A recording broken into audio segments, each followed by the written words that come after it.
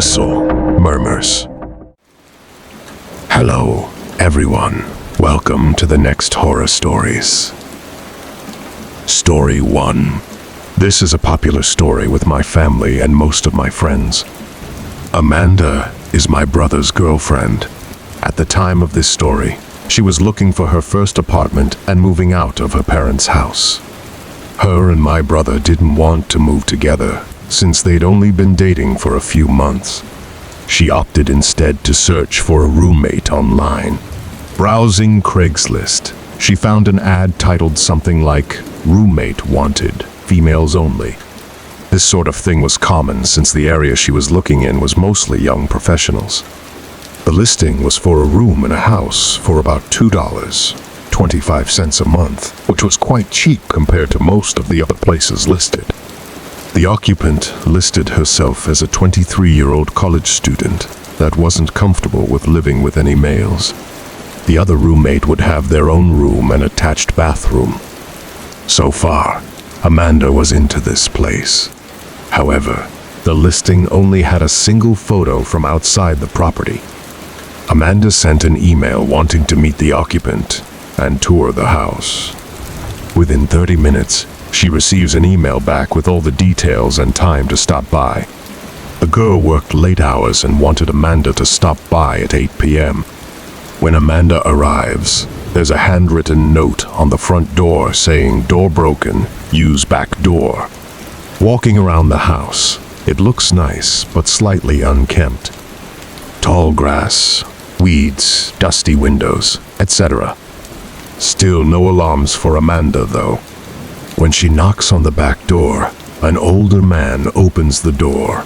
At first, Amanda thinks that she has the wrong house, but the man reassures her and says that the occupant was out and that he was the landlord. The occupant asked him to meet Amanda since she was working late. He seemed pleasant and offered to show her around. Alarms start going off, but aren't at red alert yet.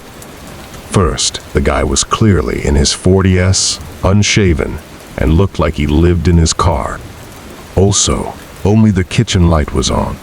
As they walked around the house, Amanda noticed one huge red flag. No furniture. Nothing.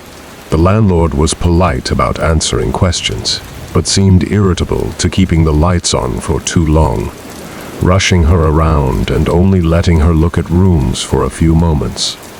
There was a single room that the landlord wouldn't open, telling her that it was the occupant's room and he didn't want to invade her privacy.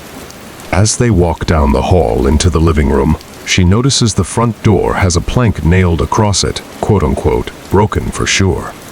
Amanda's creepometer is starting to ding, so she decides to wrap up the walkthrough and leave, but trying to be polite.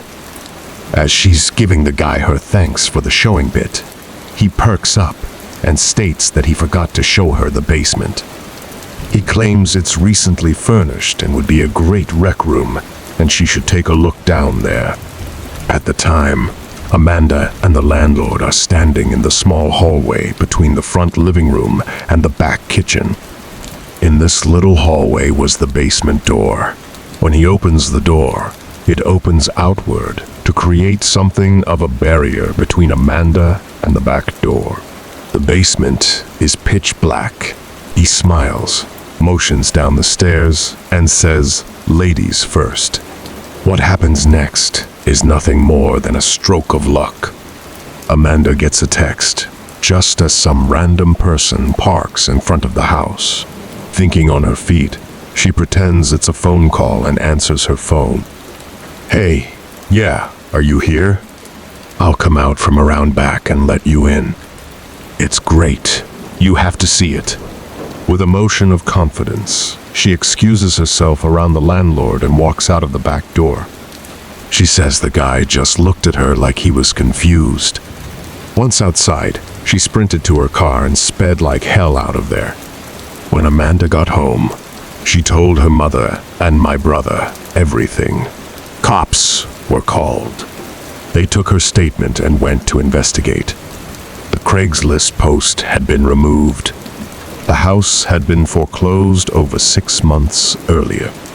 It was found out that the house had been foreclosed over 6 months earlier and the property had been abandoned. When the police investigated, they found that the closed room that the so-called landlord didn't want her to look in was where the man had been staying. There was a pile of old dirty blankets, rotten food, and empty gallon jugs everywhere. More creepy was he had plastered ripped-up pages from porno magazines on all the walls in the room. The really scary part of this was the basement. The man had tied a thin piece of fishing twine at about shin level across the stairs about halfway down. The basement was empty, except another pile of old blankets, a broom handle wrapped in leather belts, and a small box with a few rolls of assorted tape. Story 2. I was up late, looking for goalie equipment on Craigslist some night in the summer. I was only 14 and had no job, and therefore no money, so I had to find the cheapest deal possible. I didn't really care about the condition of anything. I came across an ad that seemed like a steal. The pictures showed the pads, blocker, glove, and stick. They were all in visibly good condition. It was only listed for $50. That seemed like an insane deal. I contacted the seller via text, and he asked me a few questions, one of which was how old I am. I responded 14, and he told me he's glad to hear that I'm dedicated at a young age. It didn't really seem weird to me what he said at the time, but now that I look back on it, I should have been wiser. I asked the seller for his address, but he instead asked me what town I'm from and that he could just meet me somewhere walking distance from my house. I didn't know how I felt about this, but I really wanted that equipment. We agreed to meet in the parking lot of the mall, which is literally down the block from my house. I stood alone in the exact spot I described for a few minutes until I heard somebody toot their horn. I noticed a white van parked away from all the other cars, and then I received a text saying that he was in the white van. I replied, telling him to come out with the equipment, but he said it would be easier to do the transaction in the van. I had a really bad feeling about this and hightailed away from there. I ran down the block, and when I looked back, I saw the white van driving down the street behind me. Now, there was someone in the passenger side as well. I didn't want to lead them to my house, so I cut into some random person's backyard and hopped over the fence. I was on the opposite side of the block now, hiding behind a bush. Within 20 seconds, the white van passed by and turned the next turn, vanishing from sight. It was safe to run back to my house now. My parents flipped shit on me when I told them about it. I didn't get the tag number or a good look at their faces, so all they could report was a suspicious white van.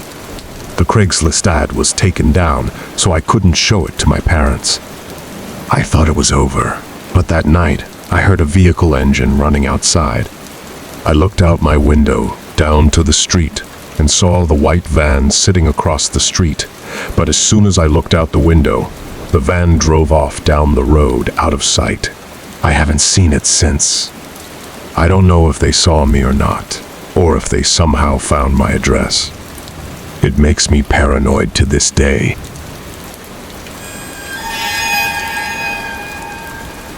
Story 3. I was selling a dining room set on Craigslist. I listed it for $1,200, but put slightly negotiable on the title. It was a good-looking set, but I wasn't getting any offers.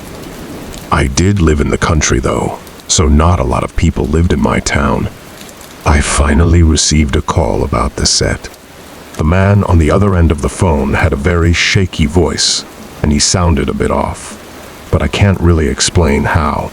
He wanted to check out the set to make an offer, so I gave him my address, and he said he would be over within the hour.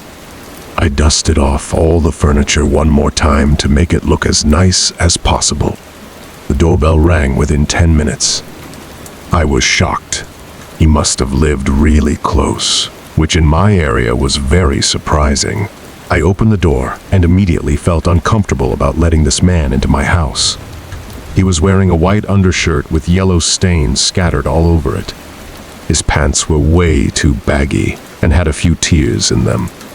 His gray mustache stained brown in the middle, and his hair a complete mess. Basically, everything you shouldn't look in public, he looked.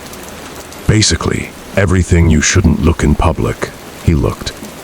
He greeted me with a hello in the same shaky voice as before.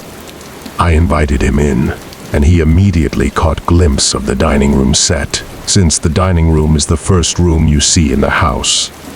He began walking around really slowly, making weird sounds, and making sure to feel every inch of every piece of furniture. I was very weirded out watching this, and decided to break the silence by bringing up the price. I reminded him that my asking price was $1,200, and then he stopped, looked up at me, and gave me the most unnerving smile I had ever seen. "How about $500? He asked me.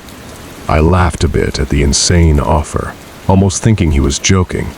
But when his smile turned to an angry expression, I knew he wasn't.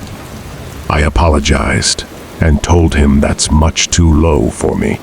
The lowest I would be willing to go is $1,000. The man then started acting even weirder. He put his hands up to his head and started making strange noises again, pacing back and forth. He then looked at me with a look of anger and hatred. This man was not right in the head. I realized it just then and there, and I needed him out of my house. I apologized to him again and thanked him for coming, which was the most obvious way of me letting him know it was time for him to leave. But he didn't move. At this point, the stare he was giving me was obviously a stare of malice. This man was much bigger than me, and I didn't think I could take him in a fight. But then the man moved his hand to his back pocket, and I quickly assumed he was reaching for a gun. I ran upstairs to my bedroom to my closet, leaving the man alone in the dining room.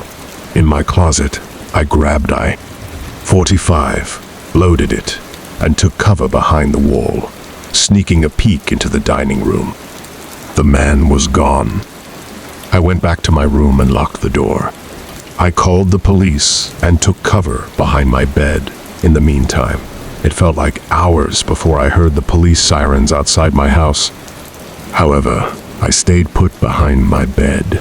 For all I knew, that man was right outside my bedroom door. Thankfully, I hadn't locked the door, and I heard the police enter my house. I left the bedroom with my hands raised and showed them my ID. They had me wait outside while they continued their search. I sat there for probably 5 minutes before the 2 police officers stepped out of my house with the man in handcuffs. They told me something disturbing. He was hiding in my pantry closet with a loaded gun.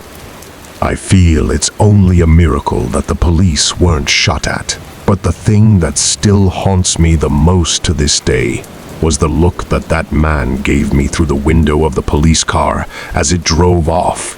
A look of malice and hatred, like the first thing he would plan to do after getting out of jail would be to come back for me.